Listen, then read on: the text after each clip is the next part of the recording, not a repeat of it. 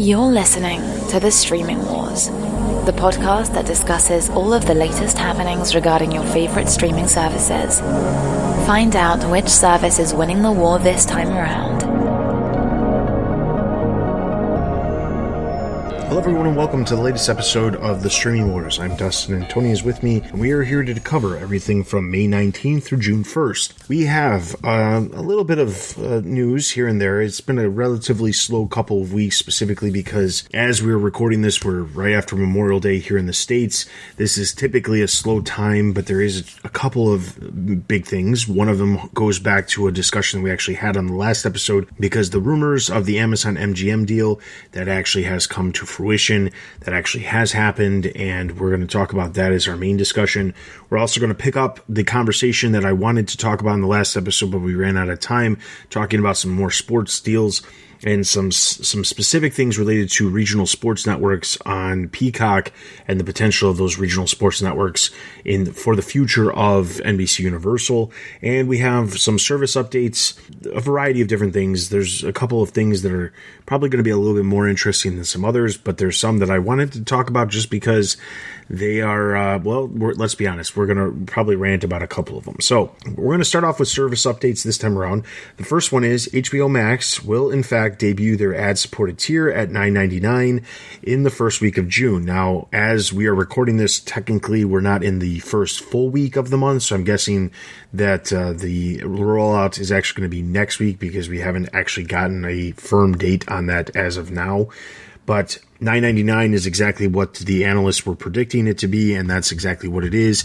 Everything detail-wise that we've talked about in the past, we hypothesized is exactly what it is based off of the rumors. There's not really any real big surprises. The theatrical movies that are releasing day and date in theaters and on HBO Max will not be included in that ad tier. You will be able to watch HBO content ad-free, and the other content will have ads interspersed with it, but they're claiming that they will have less ads than any of the other ad-supported services that are out there.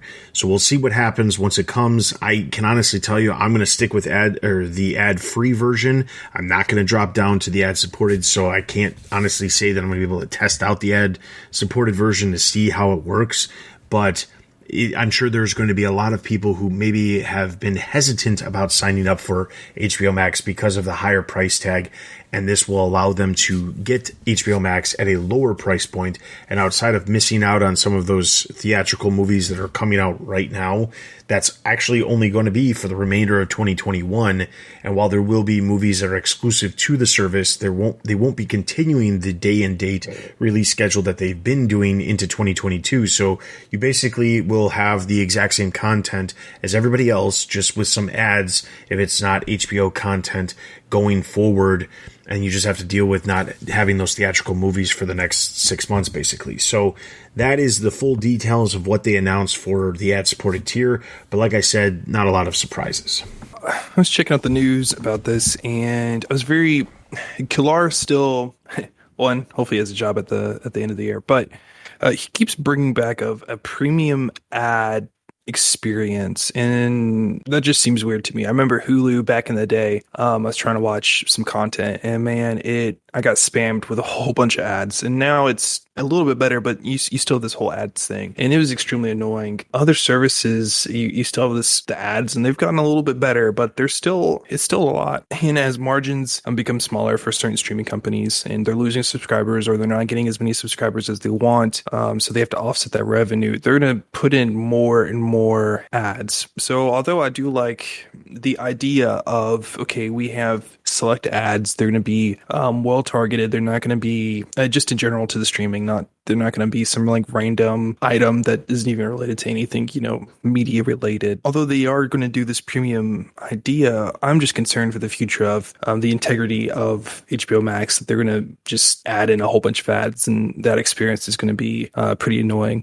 From a usability standpoint, I think people would still flock to the service with the ad-supported model, given what they've said. Frankly, I'm actually pretty intrigued. I do enjoy the releases on on HBO Max as they are released in the theater. Recently, I've been going back and forth depending on the movie. But I've really enjoyed that experience among all the streaming platforms, but especially HBO Max. And I can imagine myself actually at the end of this year, if they do not renew this idea of, okay, we're going to do same day, release in theater and then also on HBO Max.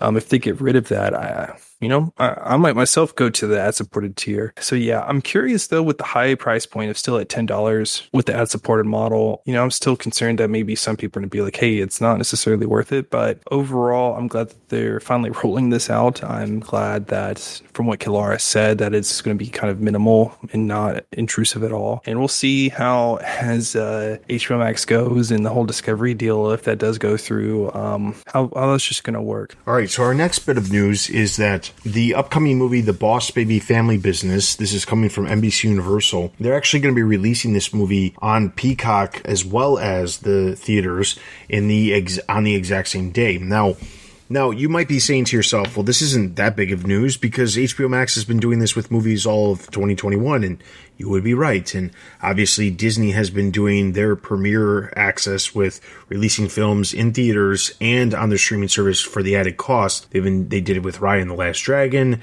They did it obviously with Mulan back in 2020. They just did it with Cruella. They've got Black Widow coming up at the beginning of July and Jungle Cruise the end of July. So they're doing it as well, just a different version of what HBO Max is doing because they're charging extra for access to those films. But when you look at the other services, there has been promises of things coming in the future. Like, for example, Paramount Plus has said that when 2022 rolls around, they're planning on having a new movie premiere every single week on the service. In addition to those, they are making sure that their new films that they're releasing, come straight to the Paramount Plus service 45 days after the theatrical release. That includes movies that are currently releasing, like Quiet Place 2, which is the latest Paramount Plus, or the latest Paramount film that will be releasing on Paramount Plus in the future. But specifically, nobody has done a day and date release when it comes to their films that are not for an extra cost outside of HBO Max. Now, if you remember back when COVID began last April, there was, or I should say it began in March, but the theatrical industry reacted to a lot of things in April. One of the first studios that really made a big splash when it came to day and date releases and things going to a digital platform, whether it be for sale or for rent or anything like that, was NBC Universal. One of the first films that they did that with was the Trolls World Tour film, which was made by DreamWorks in-house, and the Boss Baby film that's also releasing, this whole story is surrounding, is also coming from DreamWorks as well. Specifically, not only did they release it in theaters, they said they were releasing in theaters, but most theaters were closed, so it wasn't actually being released in theaters, but it was available for you to rent at the same time through digital platforms. They also made their other films that were still within the theatrical window available to rent immediately as well. And they caught a lot of flack for that. But as the pandemic progressed and things did not open up as quickly as a lot of people would have hoped, a lot of the theater companies suddenly took a new approach to making deals with the companies and realizing, hey, maybe this isn't such a bad thing. Maybe we should work with the studios rather than bashing them and saying that they're killing us, because it really wasn't the studios that were killing them. It was the fact that their entire industry wasn't doing great to begin with, and COVID kind of just propelled the downfall of a lot of the situations that were happening within the theaters. So all of that aside, Universal is now putting their latest animated film on Peacock, which is the first time they'll be releasing a day-and-date film on Peacock the same day it releases in theaters. Now, I honestly believe that this is going to be a trend going forward. Paramount Plus just announced that their latest film that they had on the schedule for theaters, which is called Infinite, starring Mark Wahlberg, is actually going to skip theaters completely and go straight to Paramount Plus here in the middle of June. This is going to be more, we're going to see this a lot more with the individual streaming services this year and going into next year. Last year, a lot of the studios were selling off their films, their smaller films that weren't going to make an insane amount of money in the box office, to places like Netflix or Prime Video And now a lot of those studios now have a streaming service that they can release this on. They can see potentially a return from new subscribers signing up, and then in turn make some money off of that, because they might not make as much money as if they put it in theaters and have to split the profits with the theaters themselves. So I just wanted to bring this up because I honestly do think this is a trend that we're going to continue to see in the near future. All right, so moving right along, the next bit of news we have is CNN chief Jeff Zucker has announced that CNN Plus, which is the working name, obviously, streaming service is in fact in the works. Now, this is obviously something we've heard rumors about for quite some time. Even Kilar has mentioned that they have been, tossing around the idea. I think the biggest reason why we're seeing a service like potentially a streaming service focusing on CNN content is for a couple of reasons. One, to bring CNN content directly into HBO Max throws a wrench when it comes to the carriage deals that they have in place with the cable companies to keep Warner properties on, certain cable packages. When it comes to the TBS, TNT, the Turner stations and those, they have sports. They're not really in jeopardy of getting pulled from packages because of that. But when you start having the same exact news content releasing on a streaming service, that suddenly is a reason for people to not sign up. As we've talked about many times in the past, a lot of people sign up for live television offerings specifically for two purposes: sports and news. And while Warner Media has access to obviously an array of news programming and an array of sports programming, that's the two things that they're not really putting on the streaming service of HBO Max at this immediate point. It's not to say that that won't change. I honestly believe that that will completely change after the Discovery merger potentially takes place, and I think that we're going to see a big change when it comes to stuff like that happening, even if they have to go the route of creating original content specifically for HBO Max that isn't the same content that you see on CNN if you were to flip to the channel through your cable provider.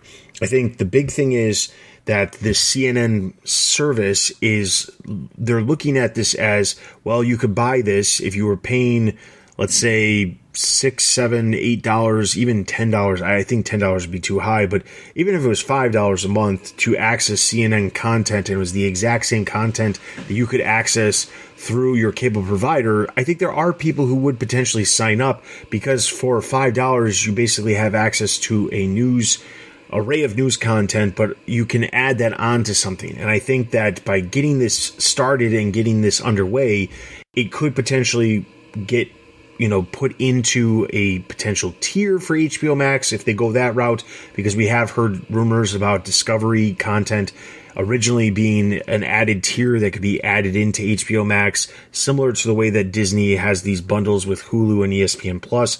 You could see something like that happening with potentially the CNN service, the Discovery content, once the Discovery Warner Media merger actually takes place. So this is another rumor that we've talked about many times in the past, and now it's actually something that is fully, 100% actually in the planning stages. A CNN Plus streaming service. I agree, Dustin. I feel like this is a weird move. I think it's good that there's at least talks of implementing some type of streaming service content, either that's going to be in its own streaming service or implementing that in HBO Max, right?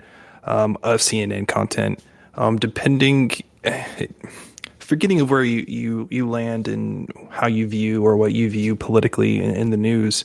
CNN is definitely one of the top.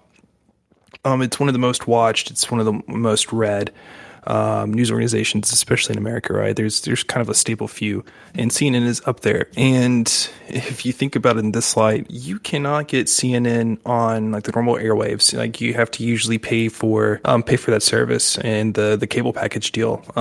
It's not like Fox or CBS or ABC. It's not one of those cable. It's not one of those channels that is on the air, right? CNN has such a big audience, right? It's get this linear TV thing going on. Its specials are extremely good, right? Even divorced from the politics side of how they do like certain documentaries and stuff like that. They're very high quality. I do not understand why you wouldn't want to add that to like an HBO Max offering. And I feel like with this Discovery merger, actually, I could feel like, Zaslav being like, hey, like we all we do is linear TV.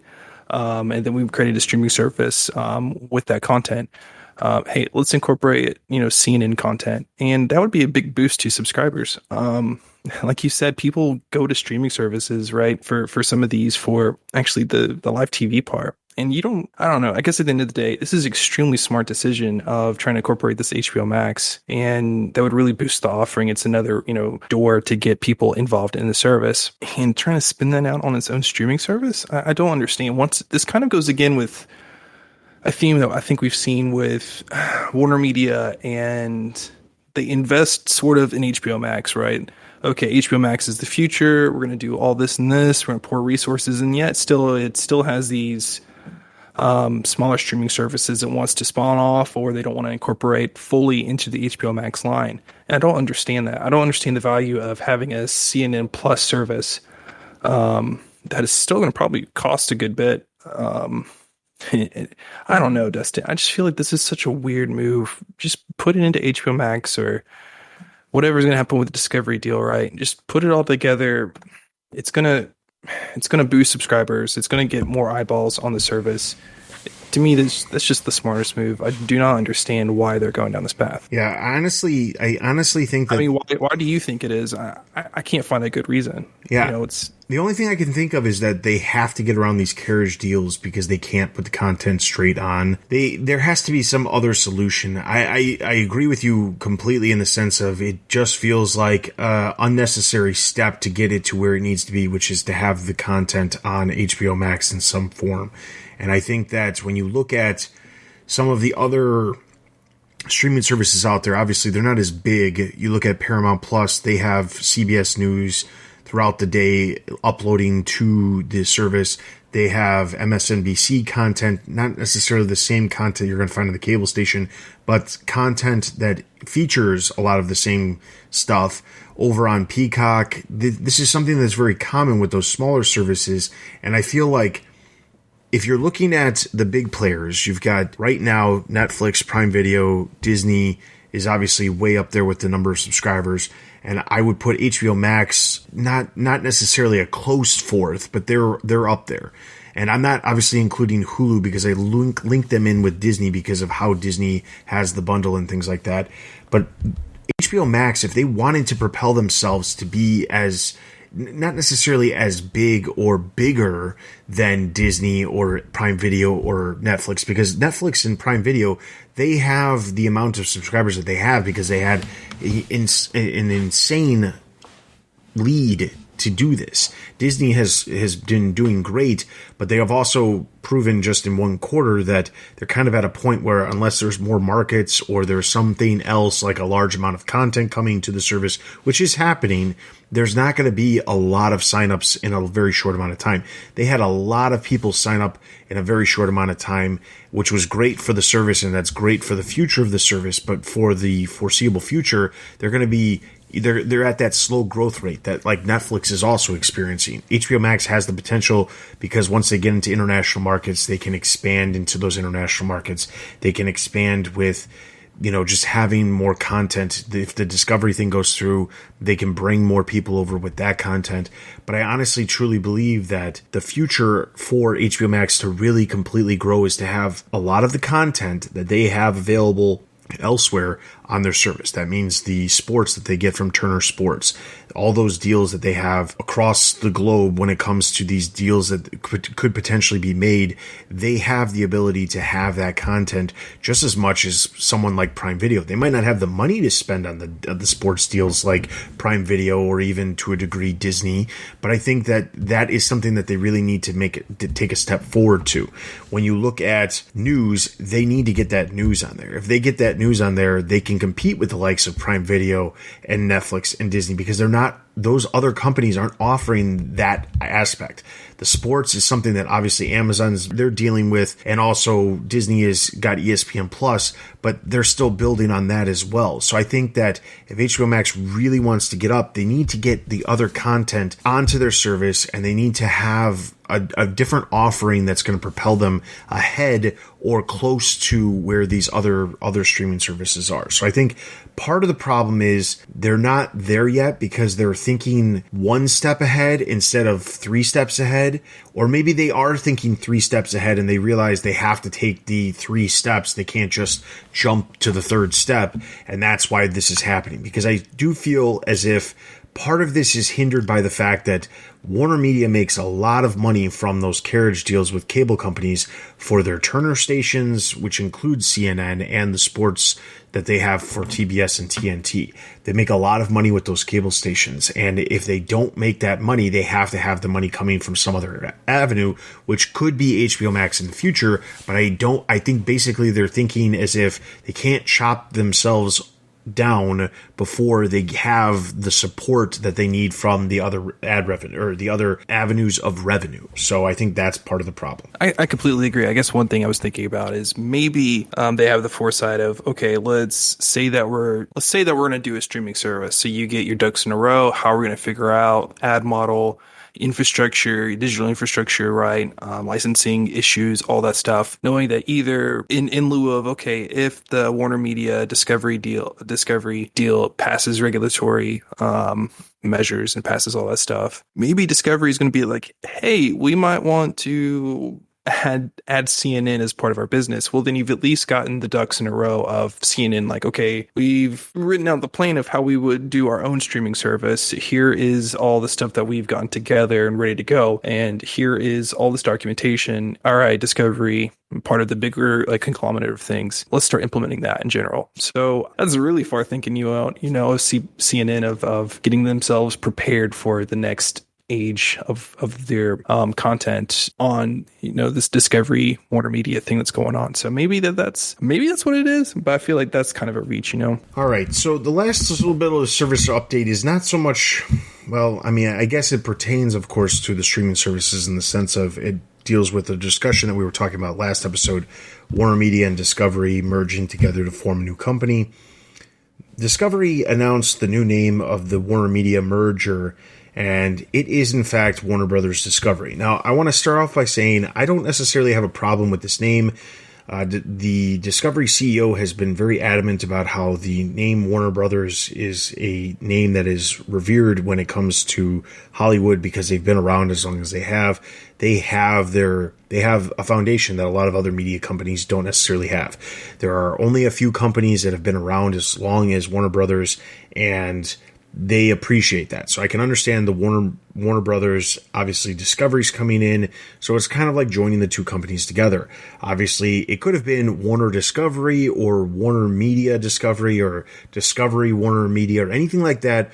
But I think that the Warner Media name they're trying to get away from, specifically to keep because Warner Media has that rub of AT&T, and I think they're trying to get away from that.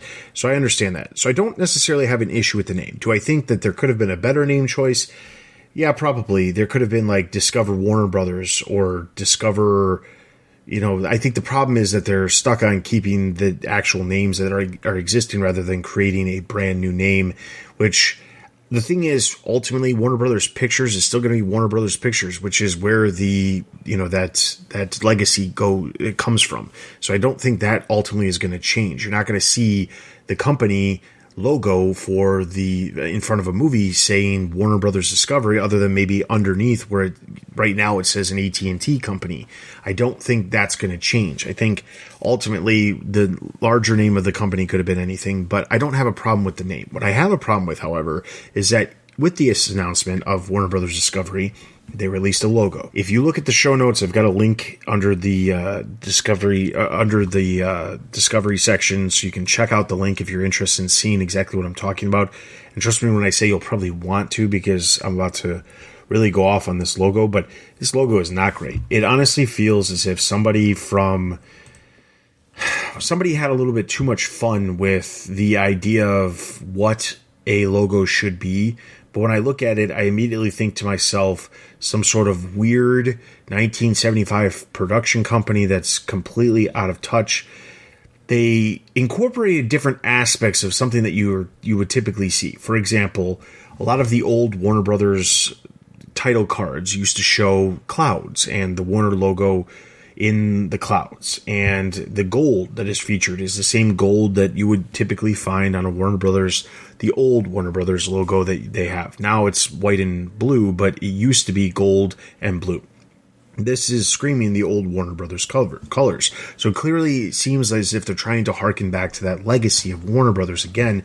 The Discovery, other than the name, there's nothing really reminiscent of Discovery in general.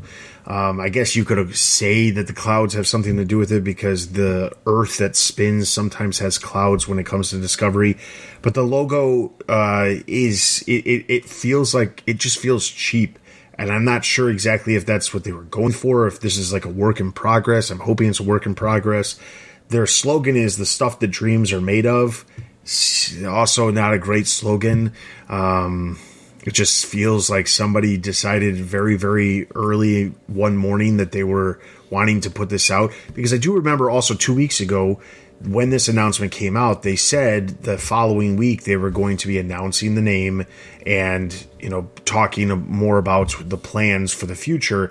And it didn't happen the following week. It happened just this morning. So I find it odd that this happened and this logo is what ended up happening, because I think that it really looks bad. So I'm really hoping that they figure something out. They could have done a variety of different things. They could have used the Warner Brother crest and then put the Discovery globe behind it and still called it Warner Brothers Discovery or something like that. There's a ton of different things they could have done. This is not great. Listeners, I want you to find this logo and I want you to write us your response, because it is just not good. It is, oh my word, it doesn't look good at all. Dust, do you remember those like 90s cartoons when they had the Warner Brothers like animation at the very end? Yep. I feel like some designer was like, oh hey, let's think about this idea of this good old time of nostalgia and whatnot.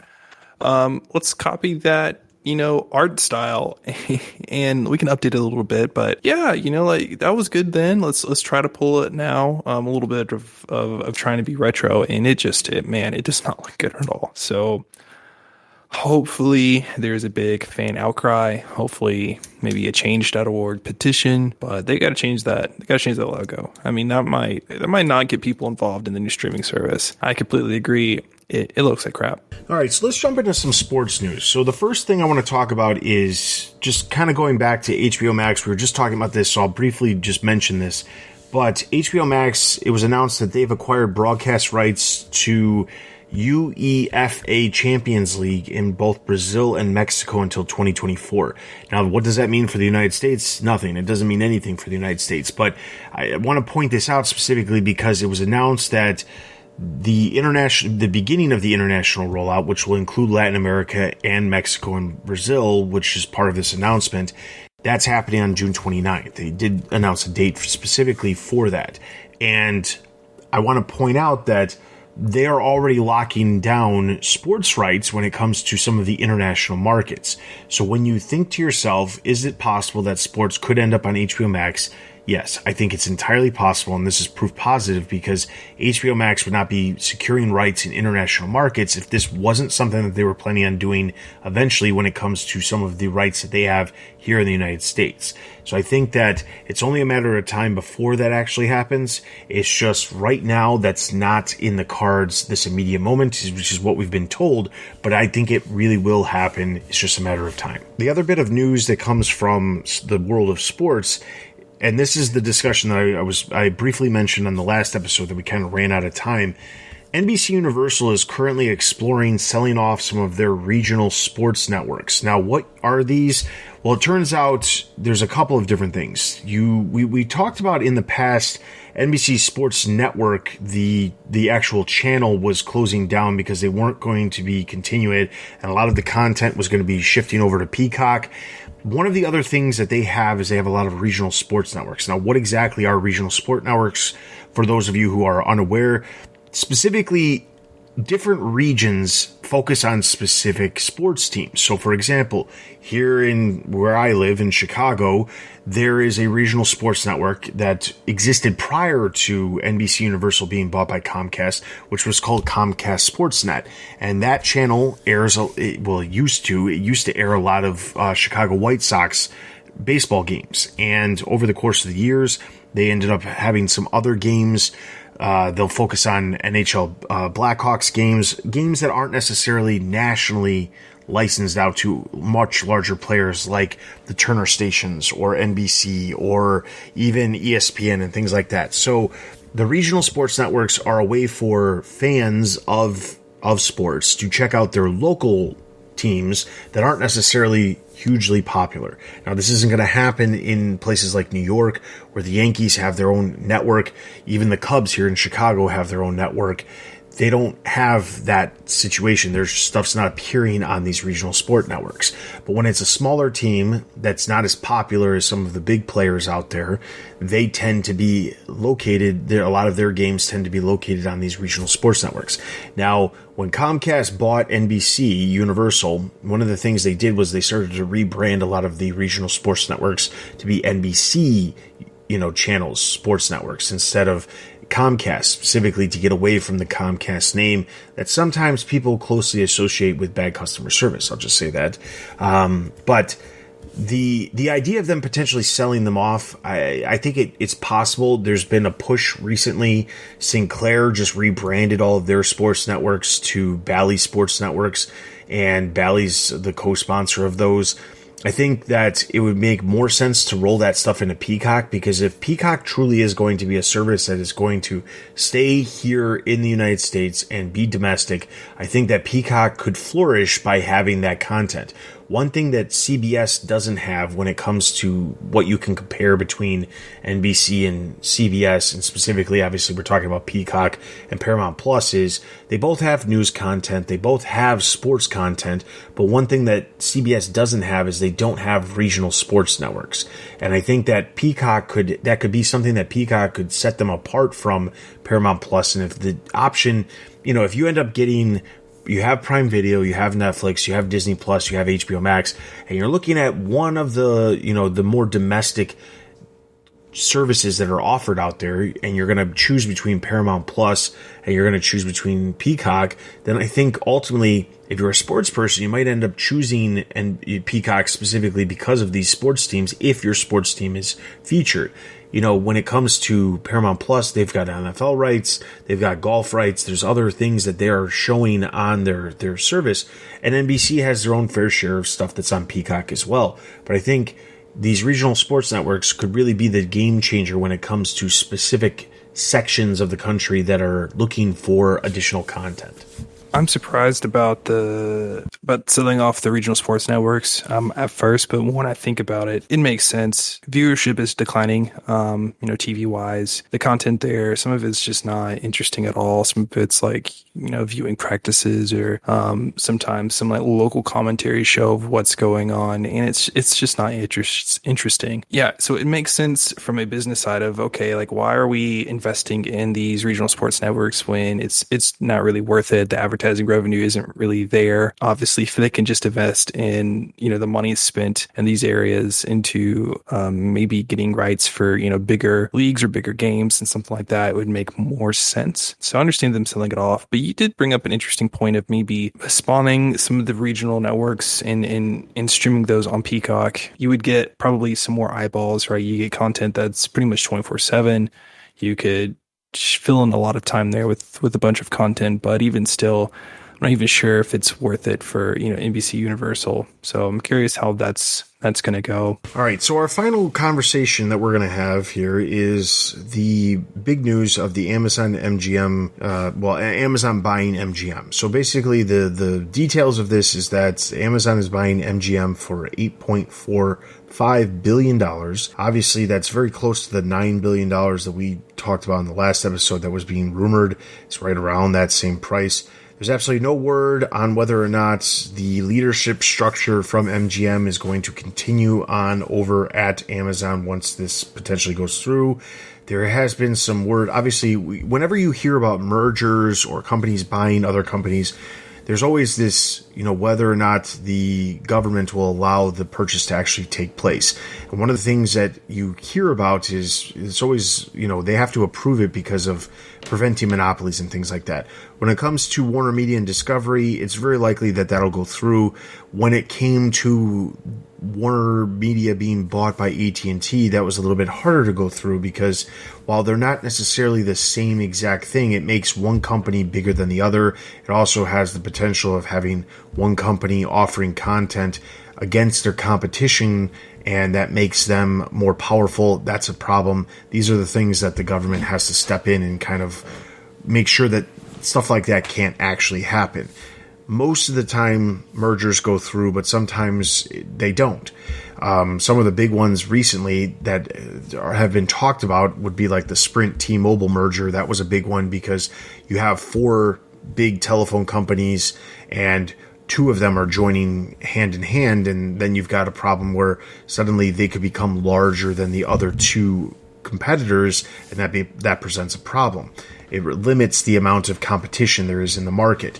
When it comes to a company like Amazon, which is primarily a tech company, but also they do a variety of other things, they are buying an entertainment company. This isn't really something that a lot of people are going to have a problem with, because one, MGM has kind of been in that area of, will they last, or will they, or how long will they last? Because they've been having issues with bankruptcy for many years now, and they make money. They do produce a lot of shows and things like that.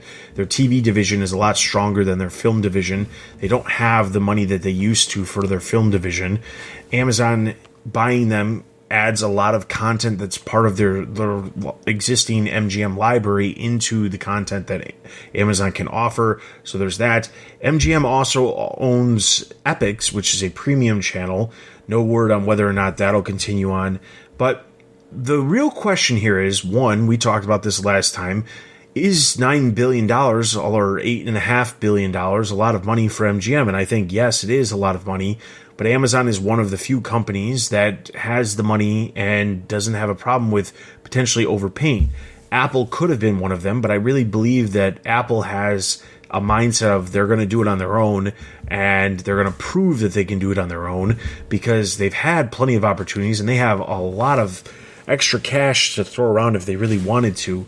And other than, honestly, there's not very many companies out there. Sony's one company. If Sony ended up deciding to split their media division off, that's a potential buy, and maybe that's a little bit that is a better purchase than MGM. So maybe Apple's holding out for that. But when it comes to Amazon and MGM, the real question is, what is Amazon getting from this? Why are they paying $8.5 billion? What is the real gain for this? Why would anybody do this? Why would anybody buy this? And I think, for me, the answer is quite simple. Amazon is looking to bulk up the amount of content offering that they have, because MGM makes a lot of television content. Some of their television content is extremely successful. They actually produce, I think it's like, out of the top 10 unscripted reality shows, they basically own it. They produce Survivor, The Voice, basically the major shows, competition shows that are on each network are somehow, they all go back to MGM, and the MGM creates content for a wide variety of other places. They're producing content for HBO Max, or producing content to a variety of different networks. So I think when it comes to Amazon, yeah, they'll have some movies, and I think a lot of the talk is going to be, well, there's that franchises that Amazon will now have access to, like the Rocky franchise or the James Bond films, which MGM has a part of but not full control over.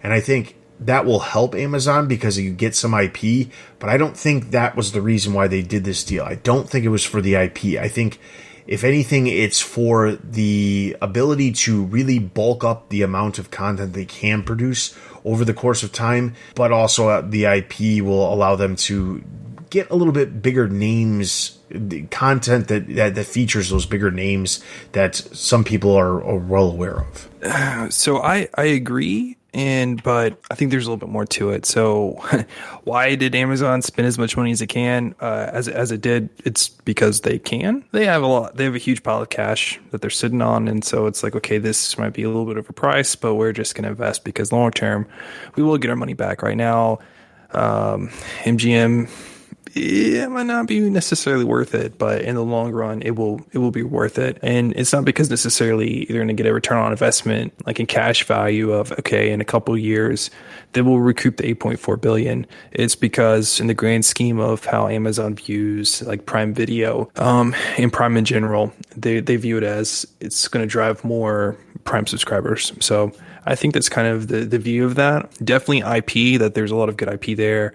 I had no clue that they produced so many unscripted reality TV shows. When I was sitting there reading it, I'm like, oh my word, how did I not know this? That's kind of crazy. And I know you felt the same way. So, and they have a bunch of other properties necessarily like for the movies. I also think, right, you have IP, and I think it's an IP acquisition. I also think it's a people acquisition. MGM, right, Epix is, I mean, it's not huge, but they're creating good content, right? Unscripted reality TV, unscripted shows, the talent there of, okay, just getting everything working, getting into that space. You just need that knowledge, so you can buy a company just for the knowledge. That's what most startups, I mean, a lot of them get bought just because some other company just needs their knowledge. So, and they have a lot of experience in the movie business. And I don't know about you, Dustin. I've enjoyed some of Prime's content, Prime Video's content, but I feel like at times they still need a little bit more. They need a little bit more like leadership, I guess, a little bit more direction, just because I feel like Prime Video just doesn't have like those veteran resources, or I feel like they don't.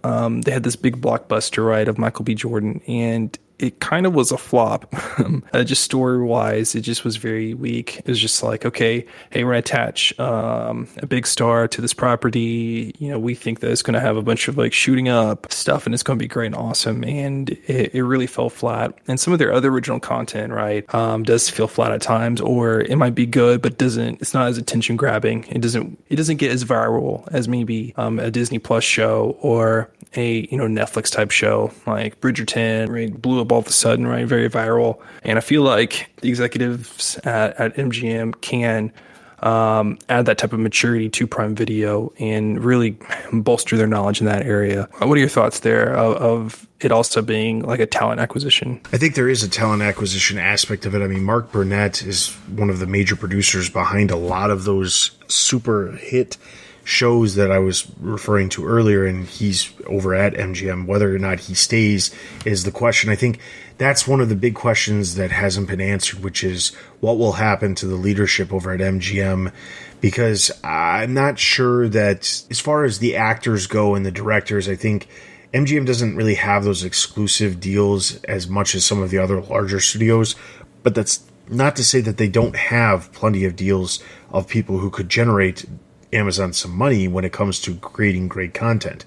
And I think the back catalog of a lot of these, let me say this, when it comes to content in general, obviously the original content that is scripted is going to be the stuff that a lot of people always talk about. But a lot of the content that people tend to rewatch over and over again, as we've heard about so many times, is the unscripted content, the stuff that is, very, very well known to be on Discovery Plus, for example. That content is the stuff that, yes, if you watched it live, you're going to find stuff out, and you could hear about what could have happened on the show after the fact, but there are still people who go and rewatch this content. When it comes to MGM, a lot of the content that they produce is very similar in the vein of Discovery Plus, or I should say a lot of the content that's very successful for them is that type of content. Will a lot of people rewatch seasons of The Voice or Survivor? I mean, maybe more Survivor than The Voice, because because I feel, well, I don't watch either one of them, so I'm not going to speak ill of either one of them. But I think that IMDb TV is a perfect example of content, a place that content like that could go and be and could generate some ad revenue for Amazon. And as we've seen, Amazon is truly in a ramp-up mode to really create a major service when it comes to Prime Video. And they've been spending money all over the place getting these different aspects of not only with content, bringing in huge deals for large budget content pieces, but they've also been spending money on sports. They've been further investing money on IMDb TV content. And now we see this acquisition too. And it really shows that in a lot of ways, Prime Video might not be the Netflix killer, but they're going to make sure that they're going to stay relevant for the foreseeable future with these acquisitions and these deals that they've put in place over the last couple of years. All right, so with all of that being said, that's going to wrap up this episode of the Streaming Wars. If you are interested in reading all of the articles that we talked about here, as well as the other articles that have released over the past 2 weeks, be sure to head over to our website, thestreamingwars.io, for all of the show notes, including links to the other places that we have content, including our YouTube channel, which is where you can find playlists of all of the variety of streaming services and the newest trailers that are releasing on those streaming services. In addition to that, if you are interested, you can follow us on Twitter. You can join our Discord. Both of those places, we will be posting articles as we are putting together our show notes. That's where you'll find that stuff. And you can follow us on Instagram, where we release announcements for the new episodes of the podcast posting. You can also send us an email at thestreamingwars@gmail.com with any questions, comments, concerns, feedback, or topics you'd like us to discuss on future episodes. I will say, the summer is typically a slower time for news, so if you do have some topics you'd like us to discuss, now's the time to send those topics in for us to potentially talk about in the future, or in the coming months, because that typically is when there's a little bit extra time of, being able to cover those extra topics. So with all of that being said, wherever you're listening to this podcast, please take a moment to leave some feedback. That is always greatly appreciated and really does truly help support the show. With all that being said, this has been the Streaming Wars for Tony and myself. We will see you guys next time. Thanks for listening to the Streaming Wars. Check us out on Twitter and Instagram. Also consider supporting us on Patreon. Links can be found at thestreamingwars.io.